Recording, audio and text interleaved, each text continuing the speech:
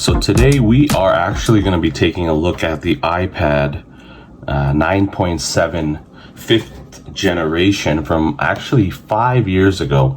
And the reason I wanted to take a look at this right now in 2022, almost 2023, is because this iPad just got the newest iPadOS upgrade from Apple, and it's actually running on iPadOS16, as you can see here. So the reason why this is important now is because although this is a 5-year-old iPad now, you've just gotten the newest iPadOS upgrade from Apple, which is going to make this a much smoother experience from what it was running before this upgrade. Now, just to quickly run over the specs, but before I do that, I wanted to tell you that you can get this iPad right now online for about $150. So I've seen it down to about $100 on eBay for if you want to buy third party or used or refurbished, but about $100 to $150 for this iPad. And that's the reason why this iPad is a fantastic buy right now in 2022 going into 2023. So, just to cover the quick specs of the iPad 9.7, this was actually released back in 2017, and it has a 9.7 inch screen diagonally.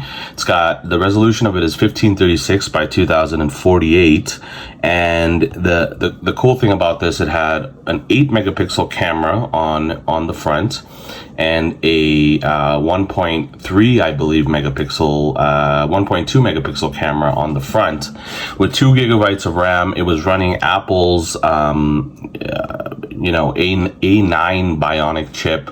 And just to give you a quick idea of the battery, it had nearly a 9,000 milliamp battery. So about 8,827 milliamp battery. So, again, going back to why this is important now in 2020 is because the price of it right now is going to be a substantial deal for somebody realistically looking for something to use as a general use for either around the home. I would honestly say you could even use this and give it to your kids if you have kids, because it's so inexpensive at the moment. Who cares if it breaks or whatever or not, right?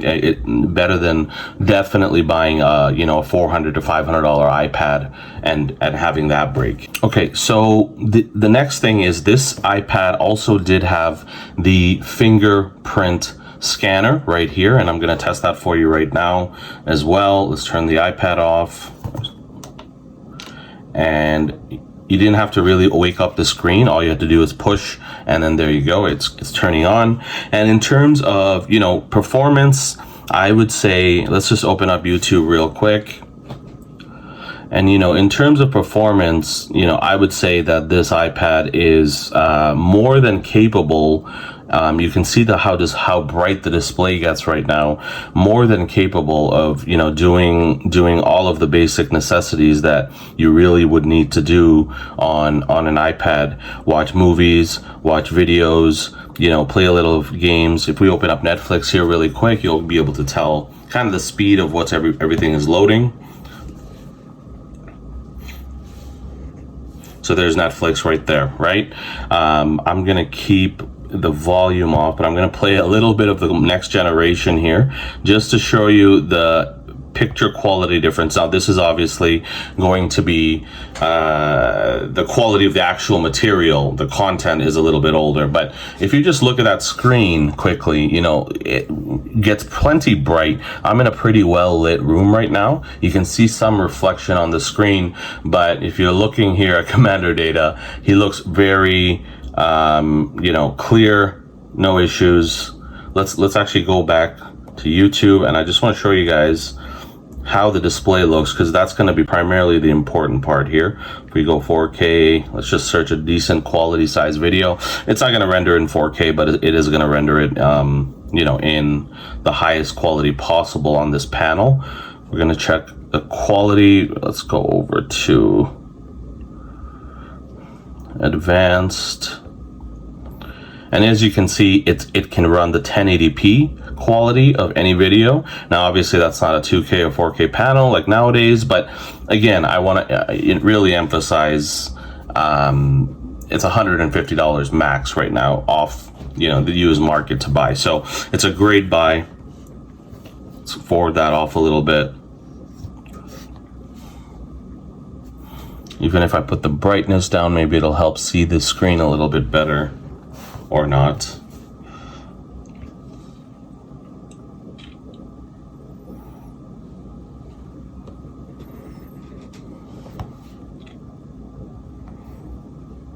All right, there you have some video, and I wanted to show you guys as well. So obviously, since this is running the new iPadOS, you don't actually have to use this physical button. So iPad has the swipe from the bottom gesture like any of the newer iPads, and that has that as well, so you can multitask, close screens, do what you need to do, and then go back home. You don't actually really need the physical button here anymore to do that. And what I always do is do test, and I kind of see what comes up on the Google screen, and I kind of scroll. As you can see, you know, the scrolling, very nice, very smooth. For the type of iPad this is, it's about 5 years old, but realistically, I mean, there seems to be really no issues with it. Let's just go do some browsing here. As you can see, a little bit of a choppy effect, but hey, you know what? This is from 5 years ago, 2017, in terms of for what you're going to use it for. Now, who would I finally, in conclusion, recommend this iPad to? I know you have better options out there now in terms of what kind of tablets there are available. You have the newer iPad Pros, but this iPad I would really recommend to the general use person or for your kids. So what I mean by that is, you know, I use this iPad quite extensively if I need to give it to my son, for example, right? And he wants to use, you know, watch some content on YouTube Kids and whatnot like that. That's a great use for that, because obviously first the quality is great, speaker's great. He's going to get a good use out of that, watching actual content. And even myself, I'll use this iPad many times just to kind of watch Netflix primarily, right, or some YouTube videos, and it's held up really, really well. And I just wanted to show you some of, you know, just the design aspect. Lastly, if we go over in terms of how this iPad looked back in 2017 when they released it, it's got 2 volume buttons here. There's the back there. And you can see it came with this beautiful, actually gold color. I don't think necessarily this color has aged well in terms of how it looks now, but it was really beautiful at the time. You may like the color still. It's just a personal preference, I guess. If you look at kind of what was below, you had actually dual speakers.